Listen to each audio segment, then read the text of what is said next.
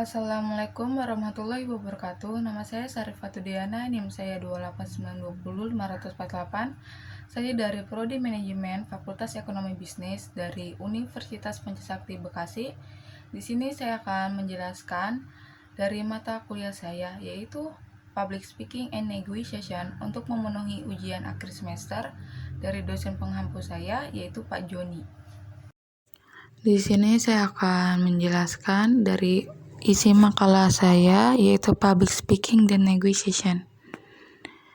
Di sini ada kata pengantar, dan selanjutnya ada daftar isi, dan di sini ada bab 1 pendahuluan, yaitu 1.1 latar belakang public speaking dan negotiation.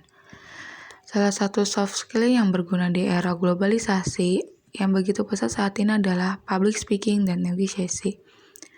Hal ini sangat dibutuhkan dalam setiap hal, mungkin dari perkuliahan, organisasi, hingga pekerjaan. Orang yang mampu menyampaikan pendapat dengan jelas secara persuasif akan lebih dipandang dibanding orang yang tidak bisa menyampaikan pendapatnya secara jelas dan apa adanya. Dan di sini menurut Dunar 2015/6 bahwa public speaking adalah kemampuan seseorang untuk dapat berbicara di depan orang banyak dengan benar sehingga penyampaiannya pesannya jelas dan tersampaikan dengan tepat dan tujuan bicara bisa langsung didapatkan. Di sini ada kemampuan public speaking sangat berguna bagi seseorang yang akan memulai pembicaraan di hadapan 2 orang atau lebih, baik formal ataupun informal.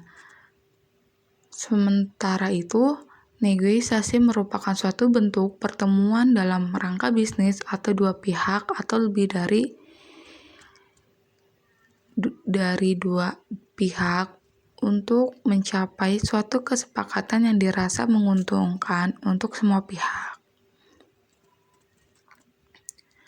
Negosiasi merupakan skill yang sangat penting dalam hal manajerial.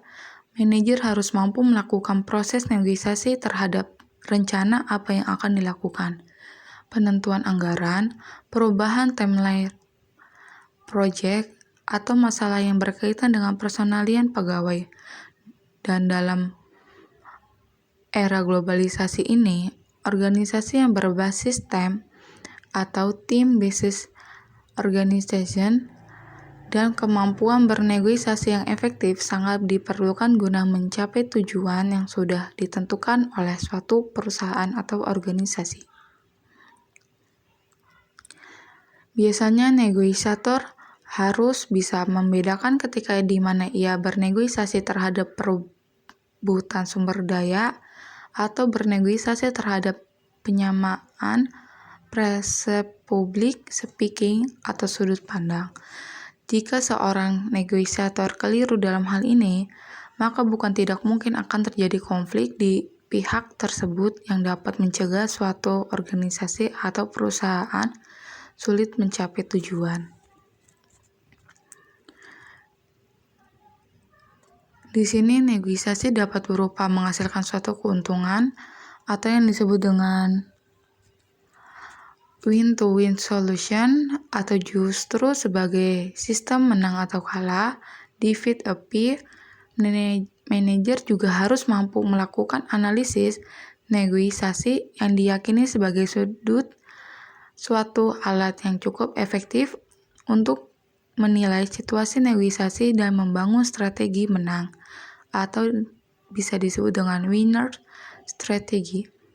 Dan selanjutnya 1.2 tujuan penulisan saya yaitu yang pertama, mengetahui teknik dalam penyampaian presentasi dalam negosiasi. Yang kedua yaitu memahami manajemen kritik pidato atau presentasi. Yang ketiga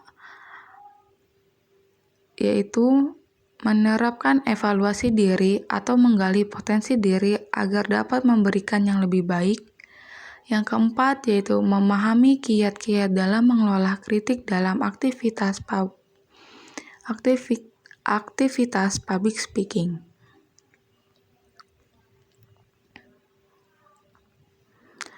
Yang selanjutnya yaitu bab 2 yang terdiri dari landasan teori. Yang pertama yaitu 2.1 Public speaking sebagai sarana komunikasi. Public speaking merupakan salah satu bentuk komunikasi public speaking. Menurut Oli 2010/7 bahwa public speaking adalah keterampilan berbicara di depan umum serta pembicara yang berusaha menyampaikan pesan dan gagasan yang ingin diketahui oleh banyak orang. Public speaking dianggap sebagai sarana komunikasi. Dalam sarana komunikasi atau sebuah wadah bergulirnya percakapan yang memerlukan feedback. Tujuan dari public speaking itu sendiri adalah membentuk pemahaman serta mencoba membentuk ingatan para audiens. Pembicara harus mampu merencanakan dengan hati-hati dan seksama percakapan yang akan dilontarkan karena berhubungan untuk memberi pemahaman kepada para audiens dan agar audiens mampu dengan mudah mengingat pesan dari pembicara itu sendiri.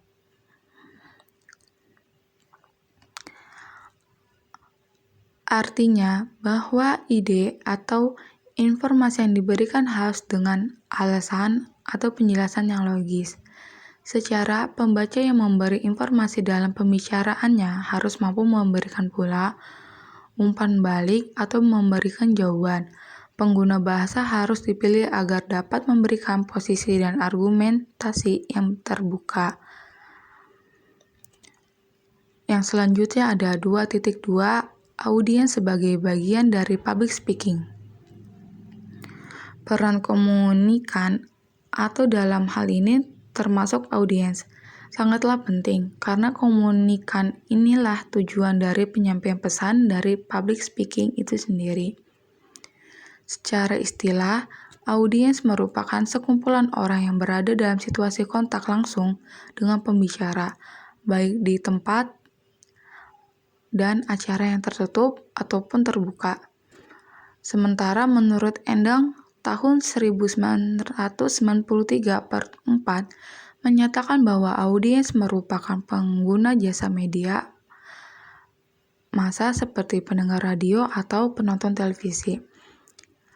Di sini ada menurut Herbert Blimmer ada 4 karakteristik dari audiens, yaitu yang pertama ada heterogen, yaitu heterogen massa audiens adalah suatu masyarakat sosial yang berasal dari berbagai latar belakang sosial yang berbeda, misalkan pendidikan, budaya, dan agama. Yang kedua ada anonim, yaitu massa audiens yang tidak mengenali satu sama lain, baik antara komunikator ataupun sesama komunikan itu sendiri. Yang ketiga ada unbound each other, atau yang bisa disebut dengan tidak mengenal dan tidak terkait antara satu dengan yang lain, sehingga akan sulit melakukan persuasi terhadap mereka karena memiliki tujuan dan public speaking yang berbeda. Contoh dari karakteristik ini adalah seperti pada kerumunan atau crowd. Yang keempat ada isolate from one other, yaitu audiens yang tertutup antara satu dengan yang lainnya sehingga mereka benar-benar terpisah dari yang lainnya, namun sama-sama tetap hadirin ataupun pengguna media massa yang sama. Selanjutnya ada kekuatan dan pengendalian emosi demi keberhasilan public speaking. Keterampilan public speaking adalah keterampilan yang memiliki kekuatan untuk mengubah dunia kita dengan cara sederhana, tanpa kekerasan. Memiliki keterampilan public speaking juga akan membuat kita lebih unggul dibanding orang-orang lain. Contoh yang sering kita lihat di media, terutama di televisi, memperlihatkan public speaking dalam situasi politik. Misalnya, saat kampanye, pemilihan presiden dan wakil presiden atau rapat parlemen. Namun sebenarnya public speaking dipakai di semua bidang kehidupan, tidak hanya di bidang politik.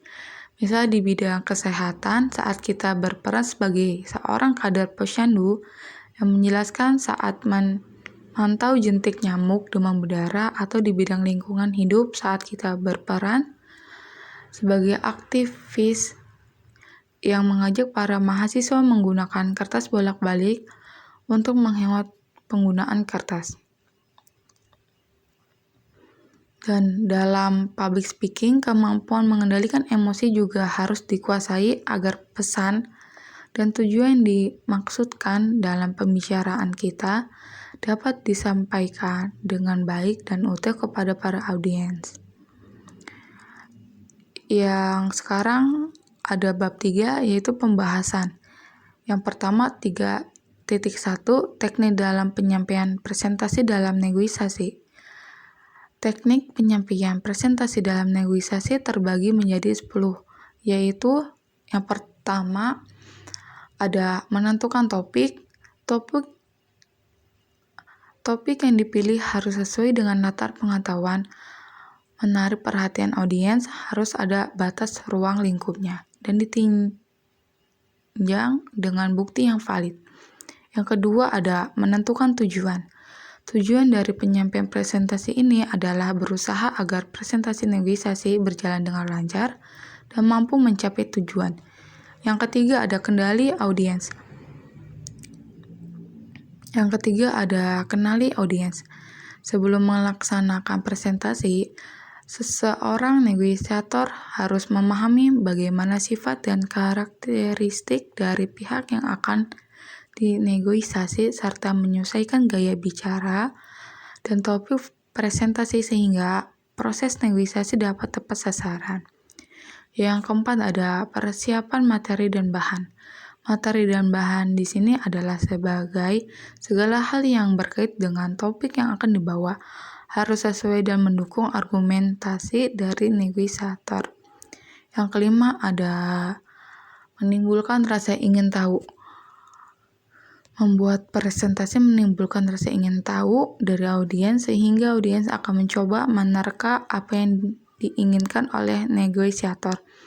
Yang keenam ada penyampaian dan pemilihan kata. Cara pembawaan presentasi dalam negosiator harus dilakukan dengan berwibawa, sopan, dan tidak terburu-buru. Penggunaan kalimat aktif juga harus lebih mendominan dibanding penggunaan kalimat pasif.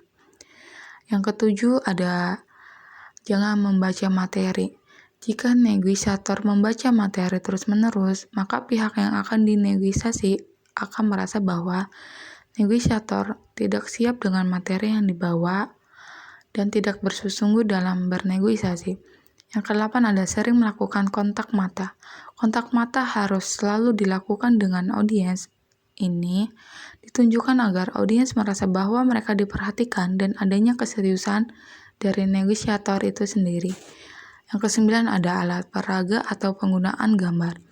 Alat peraga atau penggunaan gambar untuk mendukung presentasi yang dilakukan. Hal ini juga untuk memperjelas dan memberikan bayangan bagi audiens mengenai materi presentasi tersebut. Yang ke-10 ada penampilan. Berpenampilan yang eye-catching serta sopan akan dapat mendukung proses negosiasi. Di sini ada 3.2 manajemen kritik pidato atau presentasi. Presentasi dan pidato adalah suatu kegiatan penyampaian gagasan atau pendapat secara lisan ataupun tertulis. Misalkan mahasiswa yang memerlukan presentasi di depan kelas atau ketika ada forum organisasi, serta contoh lainnya adalah ketika kepala program studi menyampaikan pidatonya mengenai program studi yang dipegangnya. Dalam manajemen kritik pidato, hendaklah ketika ingin melakukan kritik harus didahului dengan analisa terhadap materi secara mendalam. Oleh karenanya, dalam mengelola kritik, seseorang public speaker harus mampu berpikir jernih tanpa hambatan dan mampu mengendalikan emosi di depan audiens. Di sini ada 3.3 evaluasi dan menggali potensi diri dalam public speaking. dalam public speaking dirasa sangat penting dengan adanya evaluasi. Hal ini ditunjukkan agar selalu ada perbaikan dan pembicaraan sekaligus mengoptimalkan pesan yang disampaikan kepada audiens. Proses evaluasi dapat dilakukan melalui 2 tahap, yaitu jangan segan untuk menerima kritik, saran, atau pendapat dari audiens. Yang kedua yaitu lakukan perbaikan dan pembenahan sesuai dengan evaluasi yang ada sebelumnya. Di sini dari 3.4 yaitu kiat-kiat mengelola kritik dalam public speaking. Dalam mengelola kritik, tentu seseorang public speaker harus mampu menerimanya dengan percaya diri. Berikut ini kiat-kiat public speaker yang percaya diri, yaitu yang ke-1, membuat pernyataan yang jelas, jujur, singkat, dan langsung mengarah kepada inti masalah dan kritik. Yang kedua ada menggunakan pernyataan seperti saya ingin atau saya pikir. Yang ketiga yaitu menawarkan saran perbaikan, bukan perintah. Yang keempat yaitu menerima kritik dan memberikan feedback kepada audiens. Yang kelima ada menghargai hak orang lain. Keenam ada mengkomunikasikan sikap saling menghargai. Yang terakhir yaitu bab 3 penutup. Di sini ada 4.1 kesimpulan dari public speaking, yaitu public speaking dan negotiation merupakan soft skill yang berguna di era globalisasi dan revolusi industri 4.0 ini. Orang yang mampu memiliki kemampuan public speaking dan negosiasi sangat diperlukan dalam seluruh lini kehidupan, baik mulai dari pendidikan, organisasi, dan pekerjaan. Teknik dalam presentasi juga harus diterapkan, serta mulai dari penentuan topik hingga berpenampilan. Lalu, public speaker dan negosiator harus mampu manajemen kritik yang ditunjukkan padanya. Selanjutnya adalah pada tahap evaluasi serta menggali potensi diri dalam public speaking. Dan yang terakhir adalah kiat-kiat mengelola kritik dalam public speaking. Dan di sini ada 4.2 yaitu saran.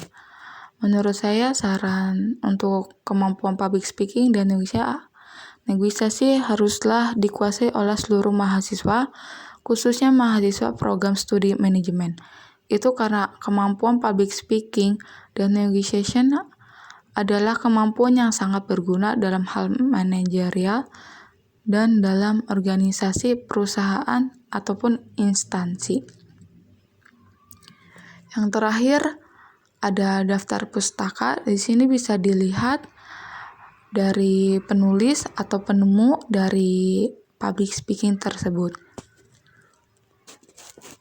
Mungkin saya akhiri pembahasan materi saya. Kurang lebihnya mohon maaf bila ada kesalahan dari kata-kata saya. Dan mungkin cukup sekian dari saya, kurang lebihnya. Wabillahi taufiq walhidayah. Wassalamualaikum warahmatullahi wabarakatuh.